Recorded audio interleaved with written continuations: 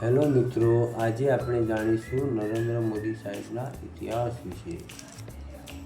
ગુજરાતના એક નાનકડા શહેરની ચોકડી ગલીમાં એક એવો પરિવાર જે નાનું રેલવે સ્ટેશન છે અને ત્યાં ચા વેચવામાં મદદ કરતો એક નાનકડો બાળક, જે સમય કદાચ કોઈએ વિચાર્યું પણ નહીં હોય કે એક દિવસ આ બાળક વિશ્વનો સૌથી મોટો અને રાજકીય નેતા બનશે।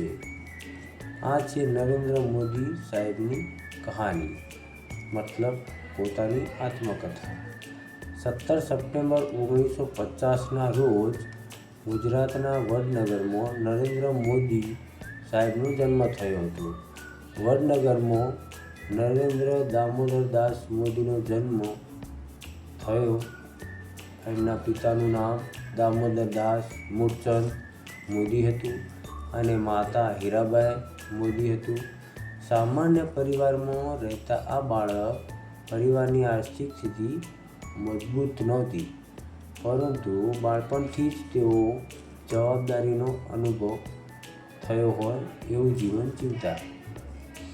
કહેવાય છે કે તેઓ જ્યારે અભ્યાસ કરતા ત્યારે એની સાથે સાથે પિતાને રેલવે સ્ટેશન પાસેની ચાની દુકાનમાં મદદ પણ કરતા હતા। આ અનુભવથી જ તેમણે સામાન્ય લોકોનું જીવન નજીકથી જોઈ લીધું હતું। બાળપણથી જ તેઓ વાંચવામાં અને ચર્ચાઓ કરવામાં તેમજ દેશ સેવાના રસમાં કે શાળાઓમાં ભાષણ, નાટકો, અન્ય વિવિધ પ્રવૃત્તિઓમાં તેઓ ઘણી પ્રવૃત્તિઓમાં ભાગ લઈ ચૂક્યા હતા। યુવાનીમાં તેમને RSS સાથે પણ જોડાયા હતા। ત્યાં તેઓ ઘણું બધું શીખ્યા હતા, જેવું કે શિસ્ત, સંગઠન, રાષ્ટ્રીય સેવાઓ, વિચારો શીખ્યા હતા। બાદમાં તેમણે પોતાનું પૂર્ણ સમય પ્રચારક તરીકે પણ કાર્ય કર્યું, જે તેમની રાજકીય સફરનો મહત્વનો ભાગ બન્યો હતો। આ સમય દરમિયાન તેઓ દેશના વિસ્તારોમાં પ્રવાસ પણ ઘણા બધા કર્યા હતા। સંસ્કૃતિઓ અને લોકોની સમસ્યાઓને પણ નજીકથી સમજવાનો પ્રયત્ન કર્યો હતો। આ અનુભવોથી તેઓ વ્યક્તિત્વ અને નેતૃત્વને ઘડવામાં મહત્વની ભૂમિકાઓ પણ ભજવી હતી। પરંતુ મોદી સાહેબ રાજકારણમાં જ્યારે પ્રવેશ કર્યો ત્યારે ભારતીય જનતા પાર્ટીમાં પણ પોતાનું સ્થાન મેળવ્યું હતું। વડનગરથી શરૂ થયેલી એક સામાન્ય યુવકની સફર હવે દેશના રાજકારણ તરફ આગળ વધી રહી હતી। જેમ કે રાષ્ટ્રીય સ્વયંસેવક સંઘ મતલબ RSSમાં વર્ષો સુધી સંગઠનમાં પણ કામ કર્યું હતું। નરેન્દ્ર મોદીની કાર્યશૈલી અને શિસ્ત આયોજનથી ઘણા વરિષ્ઠ નેતાઓનું ધ્યાન પોતાના તરફ ખીચ્યું હતું। 1987માં તેઓ ભારતીય જનતા પાર્ટી એટલે કે BJPમાં સક્રિય રીતે જોડાયા। શરૂઆતમાં તેમને ગુજરાતમાં સંગઠનો મજબૂત કર્યા, જવાબદારી પણ સોંપવામાં આવી। ગામોગામ, શહેરો શહેર કાર્ય કરતા કરતા તેઓ રાજકીય નેતા બની ગયા। તેમની મહેનતના કારણે થોડા જ વર્ષોમાં તેઓ પક્ષના મહત્વપૂર્ણ વ્યવહાર રચનાકાર્ય તરીકે ઓળખવા લાગ્યા। ત્યારબાદ તેમને રાષ્ટ્રીય સ્તરે પણ જવાબદારીઓ મળી અને અનેક રાજ્યની ચૂંટણીઓમાં તેમણે સંગઠનનું કામ પણ સંભાળ્યું હતું। વર્ષ 2001માં જ્યારે વિનાશક ભૂકંપ આવ્યો તે સમયગાળામાં રાજકીય પરિવર્તન આવ્યું। ભારતીય જનતા પાર્ટી નરેન્દ્ર મોદી સાહેબને મુખ્યમંત્રી તરીકે પસંદ કર્યા। 7 ઓક્ટોબર 2021ના રોજ તેમણે મુખ્યમંત્રી તરીકે શપથ પણ લઈ લીધા। જ્યારે મોદી સાહેબ મુખ્યમંત્રી બન્યા તેમણે વિકાસના કામો કરવાની શરૂઆત કરી દીધી। વિકાસના કામોમાં જેવા વીજળી, પાણી, ઉદ્યોગો, કૃષિ અને રોકાણ જેવા ક્ષેત્રોમાં યોજનાઓ નવી લાવીને અમલમાં મૂકવા લાગ્યા। રાજકીય રોકાણને આકર્ષવા માટે વાઇબ્રન્ટ ગુજરાત સમિટ જેવા ઘણા બધા કાર્યક્રમો શરૂ કરી દીધા, જેના કારણે ગુજરાતના ઉદ્યોગો માટે મહત્વપૂર્ણ રાજકીય નેતા તરીકે પણ ઓળખવા લાગ્યા.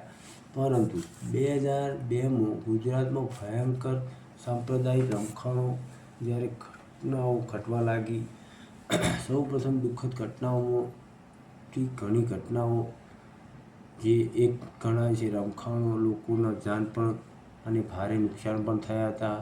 આ ઘટનાઓને લઈને નરેન્દ્ર મોદી સાહેબ ઉપર ઘણા લોકોએ ટીકાઓ પણ કરી હતી. ભારતના સર્વોચ્ચ ન્યાયાલય દેખરેખ હેઠળ થયેલી તપાસોમાં મોદી સાહેબનું નામ અને ફોજદારી કાર્યવાહી પણ ઘણી જગ્યાએ થઈ હતી. આ ઘટના આજે પણ જાહેરોમાં ચર્ચા અને રાજકીય વિવાદોમાં વિષય બનીને રહી ચૂક્યો છે. આ પછી નરેન્દ્ર મોદી સાહેબ વિકાસના મુદ્દાઓ રાખીને ચૂંટણી 2002 અને 2012ની ગુજરાતની વિધાનસભાઓમાં ચૂંટણીઓ તેમની આગેવાની હેઠળ જ્યારે દેશમાં ભ્રષ્ટાચાર, મોંઘવારી અને આર્થિક વૃદ્ધિ અંગે ભારે ચર્ચાઓ ચાલી રહી હતી, સમગ્ર દેશમાં એક નવા નેતૃત્વની માંગ ઉઠી રહી હતી. ત્યારે નરેન્દ્ર મોદી સાહેબ જેવા કે ભારતીય જનતા પાર્ટી નરેન્દ્ર મોદી સાહેબને 2014માં લોકસભા ચૂંટણી માટે વડાપ્રધાન પદના ઉમેદવાર તરીકે જાહેર પણ કરવામાં આવ્યા. આ પછી શરૂ થયું ભારતનું રાજકીય ઇતિહાસિક સૌથી મોટું ચૂંટણી અભિયાન. નરેન્દ્ર મોદી સાહેબ દેશના લગભગ દરેક ખૂણે સભાઓ કરી ચૂક્યા છે, ઘણા દેશોમાં ફરી ચૂક્યા છે. વિકાસ, રોજગાર, સારા શાસન, આધુનિક ઇન્ફ્રાસ્ટ્રક્ચર, ભ્રષ્ટાચાર સામે કડક કાર્યવાહીઓ પણ કરાવાઈ છે. તેઓ નવા કાયદા અને નવા વિકાસો હંમેશા પ્રયત્નશીલ રહ્યા છે. દેશના અનેક વિભાગોમાં મોદી સાહેબ રોડ, સડક, રસ્તાઓ, સારા એવા વિકાસો પણ કર્યા છે. મોદી સાહેબે ઘણા આજુબાજુના દેશોમાંથી ઉદ્યોગો માટે ફાઇનાન્શિયલ ઇન્ફ્રાસ્ટ્રક્ચર પણ ઘણા બધા ઊભા કર્યા છે. જેઓ ઘણી બધી યોજનાઓ પણ અમલમાં લાવે છે, જેવા કે જનધન યોજના, સ્વચ્છ ભારત અભિયાન, make in India, digital India, startup India, Ujjwala યોજના, આયુષ્યમાન ભારત, આત્મનિર્ભર. આ ઉપરાંત સરકાર GSTનો અમલ પણ કરાવ્યો, નોટબંધીનો નિર્ણય પણ લીધો, વિવિધ ક્ષેત્રોમાં સુધારાઓ કરવાના પ્રયાસો ઘણા બધા કર્યા છે. લોકો ઘણા મોદી સાહેબના આ કામોથી સંતોષ પણ છે અને ઘણા લોકો ટીકા પણ કરે છે.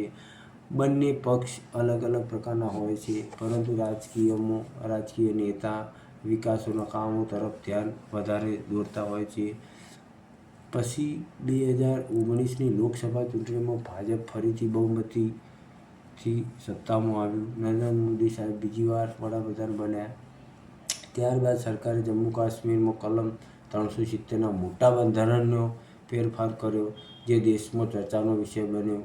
2024ની લોકસભા ચૂંટણી પછી નરેન્દ્ર મોદી સાહેબ ત્રીજી વાર વડાપ્રધાન પણ બન્યા.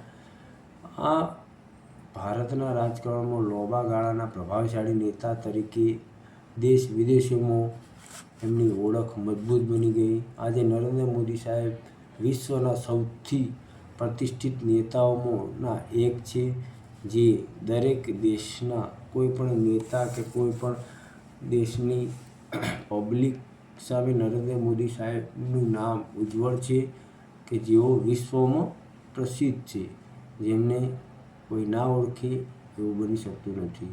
માટે નરેન્દ્ર મોદી સાહેબ એક ભારતના મજબૂત નેતા તરીકે જાહેર કરવામાં આવ્યા છે. નરેન્દ્ર મોદી સાહેબનું રાજકારણ બહુ જ મજબૂત અને બહુ જ વિકાસશીલ માનવામાં આવે છે. જેઓ એક સામાન્ય પરિવારમાંથી નીકળતા એક જય માતાજી. આ વિડીયો ગમે હોય લાઈક કરો, શેર કરો અને તમારા મિત્રો સાથે શેર કરો.